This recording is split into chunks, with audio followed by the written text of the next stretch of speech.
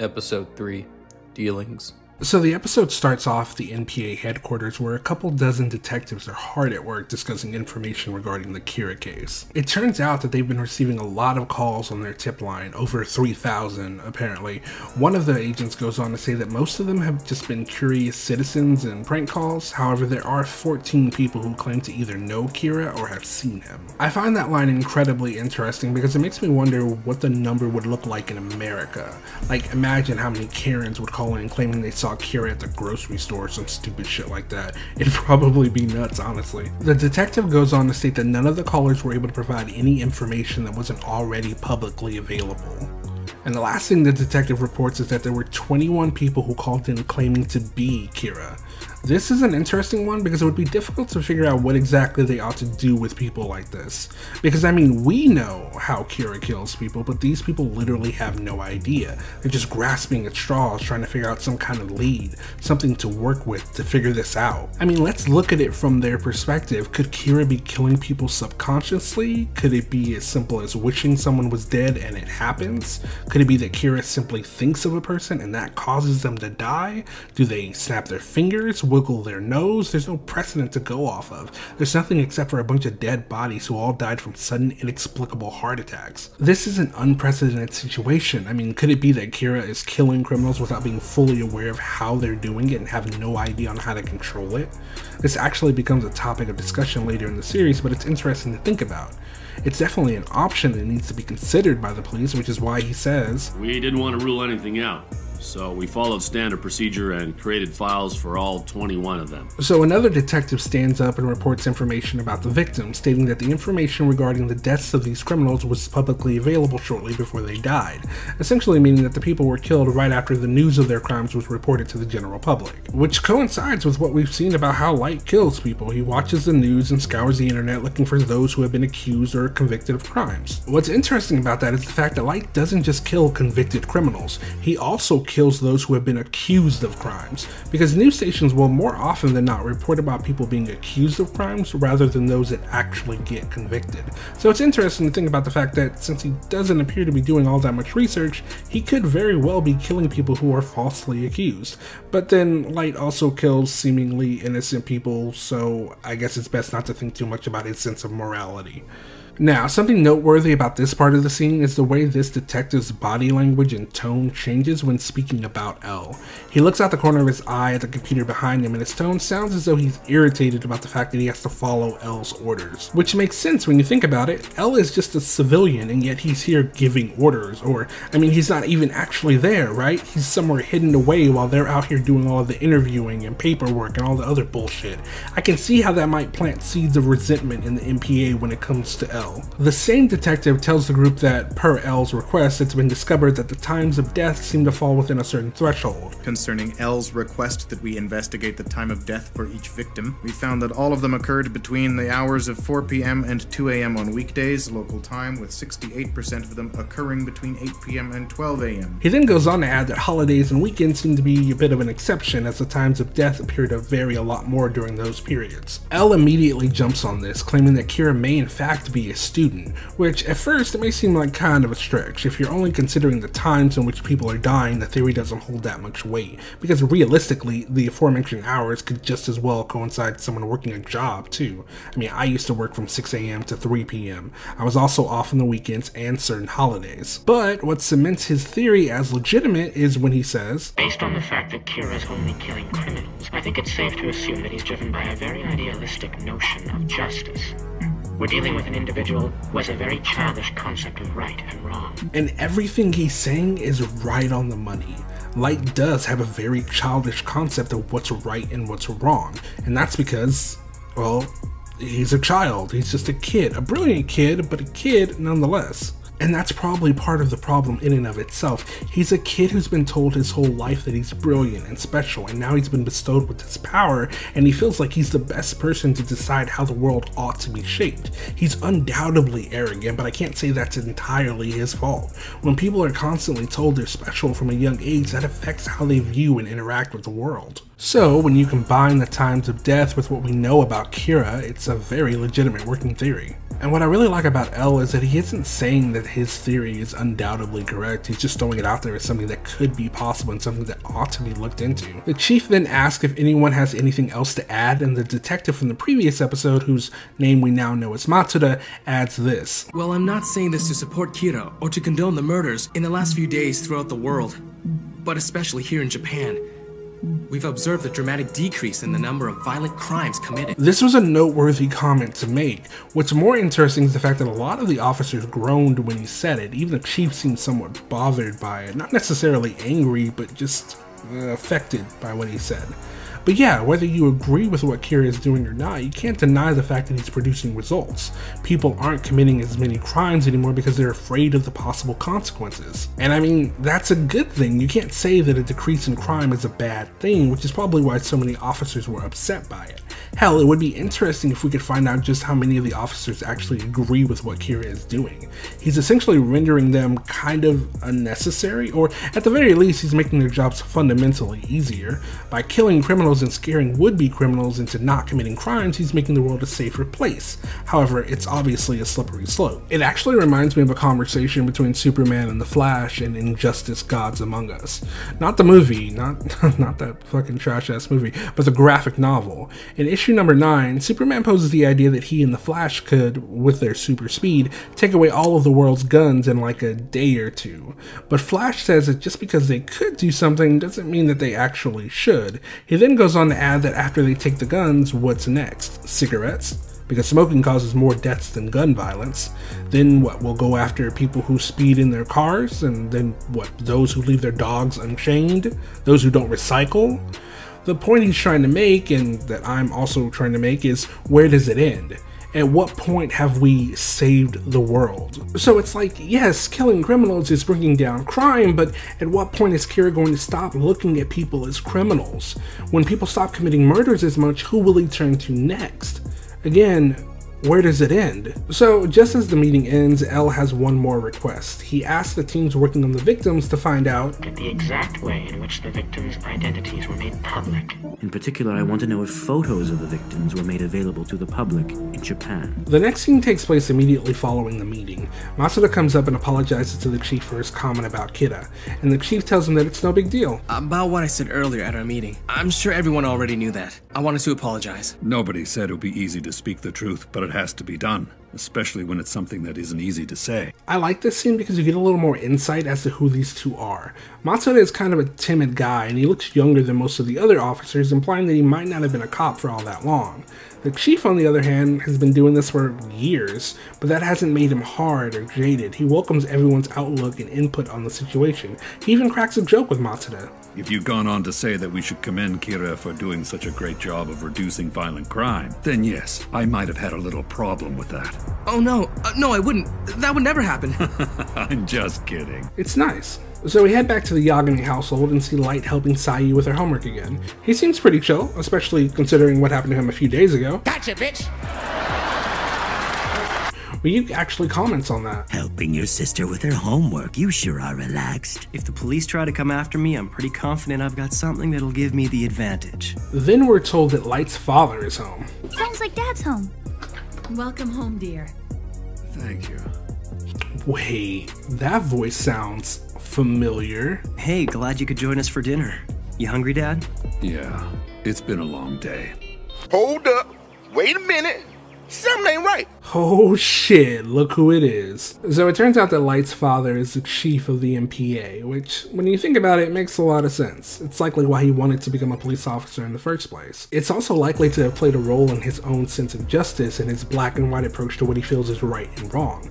This sense of justice is obviously warped by the fact that he's a sociopathic piece of shit, but, I mean, you can see where that original urge to enact justice came from. Anyway, the four of them, plus Ryuk, have a family dinner, and Ryuk begins to put the pieces together as to why Light isn't as stressed as he probably ought to be.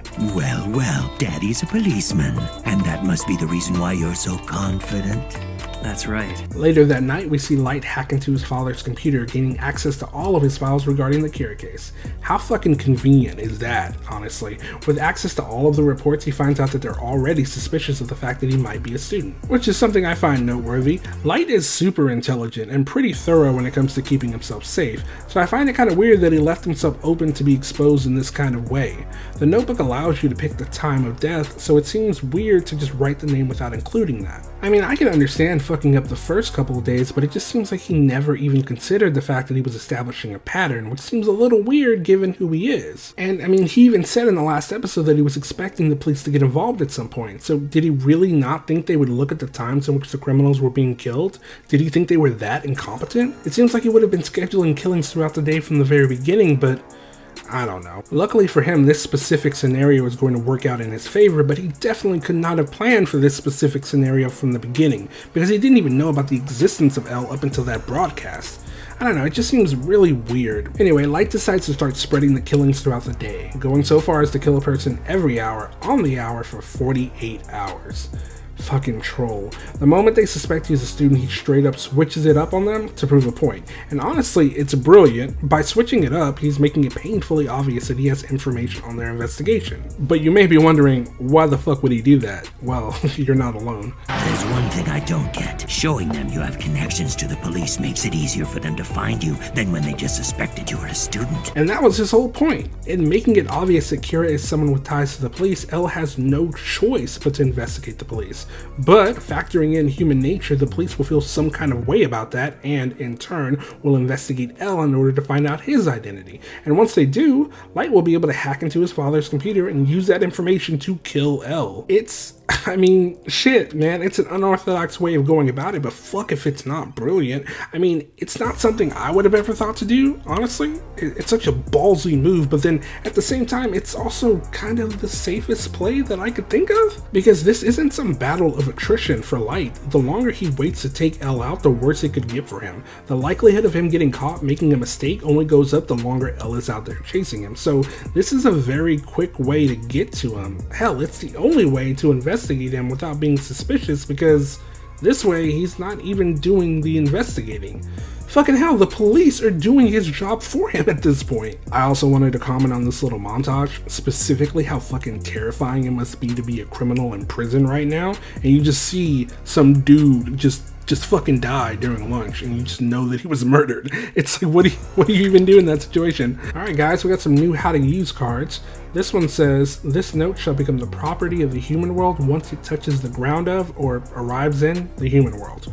Pretty self-explanatory, and something Ryuk told Light in the first episode. It essentially means Ryuk can't physically take the note from Light, or even try to steal it from him, even if he wants to. It's kind of a weird rule when you think about it, like why make it like that? Maybe it's to punish Shinigami who are dumb enough to drop their notebook? I guess it applies to Ryuk a little less than most Shinigami since he has 2 notebooks. For example, since Ryuk still has a notebook, and since Light can't kill Ryuk with a notebook, Ryuk can just write Light's name down whenever he wants. The second one says, the owner of the note can recognize the image and voice of its original owner, i.e. a god of death. Also pretty self-explanatory. Upon initially receiving the notebook, only the original owner can see and hear the Shinigami. However, we also know that anyone who touches it after the fact can also see and hear the Shinigami. So we open back up on the Kira task force, and 3 detectives are turning in their resignation letters. Why, you ask? Well, because they're not stupid, but to elaborate, they're resigning because they don't want to die. The individuals in question are the ones who were investigating the victims, and after investigating whether or not the victims' faces were broadcasted to the public before their deaths, it turns out that they were. The way they see it, aside from criminals themselves, the most likely to be targeted by Kira are those that are trying to arrest him. I mean, they saw evidence of that when L pulled that stunt on air, and yeah, it was crucial to the investigation, but it also revealed that Kira isn't just willing to kill criminals, he's willing to kill anyone that gets in his way. They also go on to say that L just sits back and gives them orders. He's not out there risking his life. No one knows what he looks like, and no one knows his name. He has nothing at stake right now. Meanwhile, they have everything at stake. Kira could kill them, kill their family, their friends. He could go after anyone who might stand in his way. They have everything to lose by staying on. It's a thought-provoking moment because they're not wrong. Hell, if I was in their position, I would be doing the same thing. It's one thing to willingly go into a dangerous situation with an enemy that you can see, like getting caught up in an active shooter situation or something like that, but that's not what this is. They can't even be sure that it is, in fact, a person doing this. This could be a fucking alien or an actual god. They have nothing to go on here, so it's just, I mean, it's just not worth it. I actually would very much like to know people's opinions on this one. Are they wrong for leaving? I personally don't think they are, but I'm curious to see what other people think. If you were a cop, would you stay on this investigation knowing what you're up against, or I guess more accurately not knowing what you're up against? It's gotta be terrifying, right? How about this? I'm gonna make a poll and y'all answer it and let me know what you think. And in the next video, I'll go ahead and post the results on here along with any comments that y'all leave. The scene transitions to Light and Ryuk in one of Light's night classes. We see Ryuk walk across the room and look outside, and what he sees is someone lurking just outside of the building. We then hear Watsuri's voice as he says, "We brought the FBI to Japan 4 days ago. They're fully operational. As requested, they're now gathering intel on the police." It looks like Light's plan is coming together. However, I don't think he planned on being tailed himself. I imagine he thought that L would look into the police, but it appears as though he's looking into their families as well. I mean, you gotta give it to L for being thorough. So Light and Ryuk are walking home, and Ryuk goes on this whole spiel about while he does like Light, he isn't necessarily on his side one way or another. No hashtag Team Kira or hashtag Team L for Ryuk. He's just here as a mostly unbiased spectator. However, apparently he's personally creeped out by what's happening, and what's happening is Light's being followed. You're being followed by another human. He's watching you right now. Light is clearly surprised by this revelation, but as always, or as most of the time, he doesn't outright show how he's feeling. Ryuk goes on to say that he knows that the guy can't see him, but it's still bugging him and he'd prefer if the dude stopped. Luckily for Light, he hasn't been doing anything that would draw undue suspicion on him.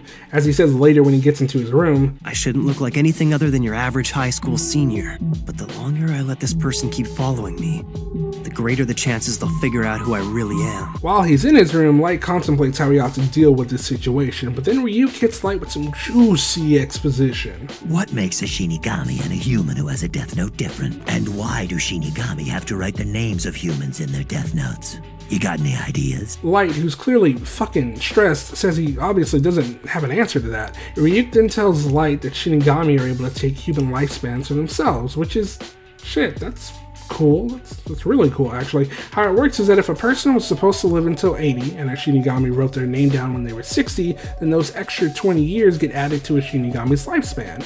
He adds the fact that even if someone was to shoot us in the head, or stab us in the heart with a knife, a god of death cannot die. Ryuk then tells Light about the other secret. Through a Shinigami's eyes, a human's name can be seen above their head. We see their lifespan as well. Now that's interesting, and also a game changer, right? Like, with the ability to see anyone's name, Light would be practically impossible to defeat. It sure would assist in getting to L, as he wouldn't need to get his full name anymore. He just needs to see his face in order to get the job done, which I mean would still be difficult, but it's definitely easier than trying to get his full name on top of that. Ryuk goes on to say that he can see when Light will die, and he could even tell him, but there's no way I'd ever tell you that. I may have a big mouth, but even I wouldn't go that far. Which is interesting. Like, is that a rule that states that you can't inform an individual how long they have until they die? I know there are other rules regarding what you can and can't do for humans, but I wonder if that's one of them.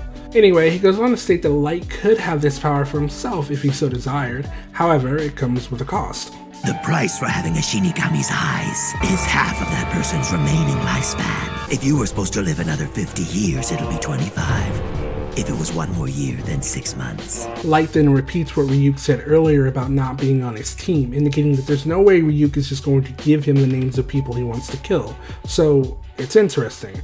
The power would definitely benefit him, but is it actually worth the cost? The Shinigami eyes become less costly the less time you have left, but there's no way to determine how much time Light has left. For example, say he did have 50 more years. Cutting that down to 25 would be absurd, honestly. But then, maybe not. Maybe it'd be worth it to wipe out its enemies by only needing to look at their face. It's a tough one. I would say that this is the first episode that actually ends on a legitimate cliffhanger, as you have to wait until the next episode to see what Light does. But yeah, I don't know. What do you guys think about it? If you were in his position at this point in the story, not factoring anything else that happens later in the story, would you take Ryuk up on this offer? Anyway, the final shot of this episode ends with Light's pursuer staring up at his room, completely unaware of just how fucked he might be.